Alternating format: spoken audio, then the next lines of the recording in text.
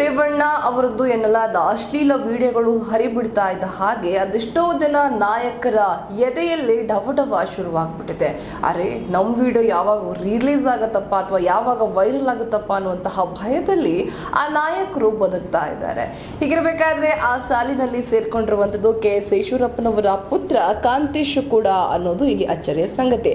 ಇನ್ನು ಕೋರ್ಟ್ನಿಂದ ಕಾಂತೇಶ್ ರವರು ಸ್ಟೇ ಅನ್ನ ತಂದಿದ್ದಾರೆ ಅನ್ನೋದು ಎಲ್ಲರಲ್ಲೂ ಕೂಡ ಒಂದು ರೀತಿ ಅನುಮಾನ ಹುಟ್ಟು ಹಾಕೋದಿಕ್ಕೆ ಕಾರಣ ಆಗಿದೆ. ಹಾಸನದ ಸಂಸದ ಪ್ರಜ್ವಲ್ ರೇವಣ್ಣ ಅವರದ್ದು ಎನ್ನಲಾದಂತಹ ಅಶ್ಲೀಲ ವಿಡಿಯೋಗಳು ವೈರಲ್ ಆಗ್ತಾ ಇದ್ದು ರಾಜ್ಯ ರಾಜಕಾರಣದಲ್ಲಿ ಅಲ್ಲೋಲ ಕಲ್ಲೋಲ ಸೃಷ್ಟಿಸಿದೆ. ಇದರ ಬೆನ್ನಲ್ಲೇ ಇದೀಗ ಮಾಜಿ ಸಚಿವ ಹಿರಿಯ ರಾಜಕಾರಣಿ KS ಈಶ್ವರಪ್ಪ ಪುತ್ರ ಕಾಂತೇಶ್ ಸಹ ಅಶ್ಲೀಲ ಸಿಡಿ ಭೀತಿಯಿಂದಾಗಿ ಕಾಂತೇಶ್ ಮಾಧ್ಯಮಗಳಿಗೆ ನಿರ್ಬಂಧವನ್ನ ಕೋರಿ ನ್ಯಾಯಾಲಯಕ್ಕೆ ಅರ್ಜಿಯನ್ನ ಸಲ್ಲಿಸಿದ್ದು ಯಾವುದೇ ಮಾನಹಾನಿಕರ ದೃಶ್ಯ ಪ್ರಸಾರ ಮಾಡದಂತೆ ಬೆಂಗಳೂರಿನ ಸಿಟಿ ಸಿವಿಲ್ ನ್ಯಾಯಾಲಯ ಮಧ್ಯಂತರ ನಿರ್ಬಂಧಕ್ಕೆ ಆಜ್ಞೆಯನ್ನ ಹೊರಡಿಸಿದೆ. ಇನ್ನು ಲೋಕಸಭೆ ಚುನಾವಣೆ ವೇಳೆ ತಮ್ಮ ಹೆಸರಿಗೆ ಮಸಿ ಬಳಿಯುವ ಯತ್ನ ಸಾಧ್ಯತೆ ಇದೆ. ಹೀಗಾಗಿ ಮುಂಜಾಗೃತವಾಗಿ ಕಾಂತೇಶ್ ಅವರು ಮಾಧ್ಯಮಗಳಲ್ಲಿ ಮಾನಹಾನಿಕರ ದೃಶ್ಯ ಪ್ರಸಾರಕ್ಕೆ ನಿರ್ಬಂಧವನ್ನ ಕೋರಿ ಬೆಂಗಳೂರಿನ ಸಿಟಿ ಸಿವಿಲ್ ನ್ಯಾಯಾಲಯಕ್ಕೆ ಅರ್ಜಿಯನ್ನ ಸಲ್ಲಿಸಿದ್ರು. ಅರ್ಜಿಯನ್ನ ಪರಿಗಣಿಸಿದಂತಹ ಕೋರ್ಟ್ ಯಾವುದೇ ಮಾನಹಾನಿಕರ ದೃಶ್ಯ ಪ್ರಸಾರ ಮಾಡದಂತೆ ನಿರ್ಬಂಧ ಆಜ್ಞೆಯನ್ನ ಹೊರಡಿಸಿದೆ. ಅಶ್ಲೀಲ ಭಾವಚಿತ್ರಗಳಿಗೆ ಉಪಮುಖ್ಯಮಂತ್ರಿ DK ಶಿವಕುಮಾರ್ ಅವರ ಫೋಟೋವನ್ನ ಅಂಟಿಸಿ ಅಥವಾ ಅವರ ಮುಖವನ್ನ ಅಂಟಿಸಿ ಅದನ್ನ ಸಾಮಾಜಿಕ ಜಾಲತಾಣಗಳಲ್ಲಿ ಹರಿಬಿಡಲಾಗಿದೆ. ಈ ಕಾರಣದಿಂದಾಗಿ ಇದೀಗ ಆ ರೀತಿ ಮಾಡಿದಂತಹ ವ್ಯಕ್ತಿಗಳ ವಿರುದ್ಧ FIR ಕೂಡ ದಾಖಲಿಸಲಾಗಿದೆ. ಈಗ ಪ್ರಜ್ವಲ್ ರೇವಣ್ಣ ಅವರ ಅಶ್ಲೀಲ ವಿಡಿಯೋಗಳು ವೈರಲ್ ಆಗಿದೆ.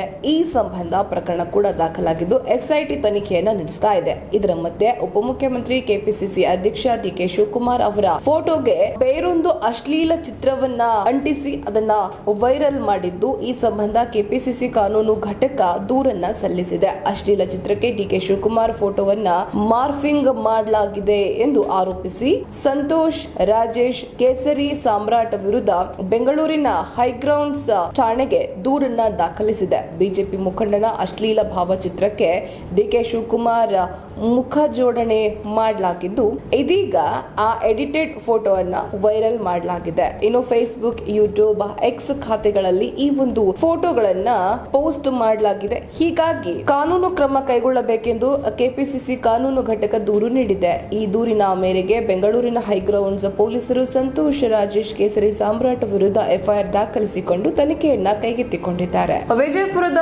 ಉಸ್ತುವಾರಿ MB ಪಾಟೀಲ್ ರವರು ಇದೀಗ ಶಾಸಕ ರಮೇಶ್ ಜಾರಕಿಹೊಳಿ ವಿರುದ್ಧ ಹರಿಹಾಯ್ದಿದ್ದಾರೆ. ಅವರ ಬಳಿ ಟ್ರೈಲರು ಇಲ್ಲ, ಪಿಕ್ಚರು ಇಲ್ಲ, ಅವ್ರ ಹತ್ರ ಏನೂ ಇಲ್ಲ, ಅವ್ರ ಮಾತನ್ನ ಯಾರು ಸೀರಿಯಸ್ ಆಗಿ ತೆಗೆದುಕೊಳ್ಳೋದು ಇಲ್ಲ ಅನ್ನುವಂತ ರೀತಿಯಲ್ಲಿ ಉಡಾಫೆಯಾಗಿ ಮಾತನಾಡಿದ್ದಾರೆ. ಈ ಮೂಲಕ ರಮೇಶ್ ಜಾರಕಿಹೊಳಿ ಅವರನ್ನ ಟೀಕಿಸಿದ್ದಾರೆ. ಜಿಲ್ಲಾ ಉಸ್ತುವಾರಿ ಏನಿದ್ದಾರೆ ಸಚಿವ MB ಪಾಟೀಲ್ ಕಾಂಗ್ರೆಸ್ ಅಭ್ಯರ್ಥಿ ಪರ ಚುನಾವಣಾ ಪ್ರಚಾರ ಮಾಡಬೇಕಾದ್ರೆ ಮಾಧ್ಯಮ ಪ್ರತಿನಿಧಿಗಳ ಜೊತೆಗೆ ಮಾತನಾಡ್ತಾರೆ. ಬಿಜೆಪಿ ಶಾಸಕ ರಮೇಶ್ ಜಾರಕಿಹೊಳಿ ಟ್ರೈಲರ್, ಪಿಕ್ಚರ್ ಅಂತ ಏನೇನೋ ಬುರುಡೆ ಬಿಡ್ತಾ ಇದ್ದಾರಲ್ಲ, ಆ ಬುರುಡೆ ಇದೆಯಾ ಹೊರತು ಅವ್ರ ಹತ್ರ ಬೇರೆ ಏನು ಇಲ್ಲ, ಹಾಗೇನಾದ್ರೂ ಇದ್ರೆ ಅವ್ರು ತೋರಿಸ್ಲಿ ಅಂತ ಅವರು ಮಾತನ್ನ ಹೇಳಿದ್ದಾರೆ. ಅವರ ಮಾತನ್ನು ಸಹ ಯಾರು ಗಂಭೀರವಾಗಿ ಪರಿಗಣಿಸೋದಿಲ್ಲ ಅಂತ ಹೇಳಿದ್ರು. ಅವರ ಬಳಿ ಅಂತದ್ದೇನಾದ್ರೂ ಇದ್ದಿದ್ರೆ ಸಾರ್ವಜನಿಕಗೊಳಿಸ್ಲಿ. ಅವರನ್ನ ತಡೆದವರು ಯಾರು? ಪ್ರಜ್ವಲ್ ರೇವಣ್ಣ ಸೆಕ್ಸ್ ಚಿಪ್ಪುಗಳು ಚುನಾವಣಾ ಸಮಯದಲ್ಲಿ ಹೊರಬಂದಿವೆ. ಜಾರಕಿಹೊಳಿ ಸಹ ಚುನಾವಣೆ ನಡೀತಾ ಇರುವಾಗಲೇ ಬಿಡುಗಡೆ ಮಾಡಲಿ ಅಂತ ಅವರು ಸವಾಲನ್ನ ಹಾಕಿದ್ದಾರೆ ರಮೇಶ್ ಜಾರಕಿಹೊಳಿ ಅವರಿಗೆ. ಇನ್ನು ಚುನಾವಣೆಯ ಬಳಿಕ ರಾಜ್ಯದ ಕಾಂಗ್ರೆಸ್ ಸರ್ಕಾರ ಪತನಗೊಳ್ಳುತ್ತೆ ಅಂತ ರಮೇಶ್ ಜಾರಕಿಹೊಳಿ ಹೇಳಿದ್ದನ್ನ ಲೇವಡಿ ಮಾಡಿದಂತಹ ಅವರು ಪಾಟೀಲ್ ಸರ್ಕಾರ ಬಂದ್ರೆ ಅವರು ಪುಟಾಣಿ ಶೇಂಗಾ ವ್ಯಾಪಾರ ಅಂದುಕೊಂಡಿದ್ದಾರೆ. ಚುನಾವಣೆ ಆದ ಮೇಲೆ JDS 10 ರಿಂದ 15 ಶಾಸಕರು ಮತ್ತು ಬಿಜೆಪಿಯ ಕೆಲ ಶಾಸಕರು ಕಾಂಗ್ರೆಸ್ಗೆ ಸೇರಲಿದ್ದಾರೆ ಎಂದು ಪಾಟೀಲ್ ಹೇಳಿದರು. ಇನ್ನು ಪ್ರಜ್ವಲ್ ಪ್ರಕರಣ ಹಿಂದೆ DK ಶಿವಕುಮಾರ್ ಇದ್ದಾರೆ ಎಂದು ಬಿಜೆಪಿ ನಾಯಕರು ಹೇಳ್ತಾ ಇರೋದಕ್ಕೆ ಕಿಡಿಕಾರದಂತಹ ಪಾಟೀಲ್ ಸಾವಿರಾರು ಮಹಿಳೆಯರಿಗೆ ಶಿವಕುಮಾರ್ ಹೇಳ್ತಾರ, ಬಿಜೆಪಿಯವರು ಮಾಡ್ತಾ ಇರೋದು ಒಂದ್ ರೀತಿ ತಲೆಬುಡ ಇಲ್ಲದೆ ಇರುವಂತಹ ಆರೋಪಗಳು ಅಂತ ಹೇಳಿದ್ದಾರೆ.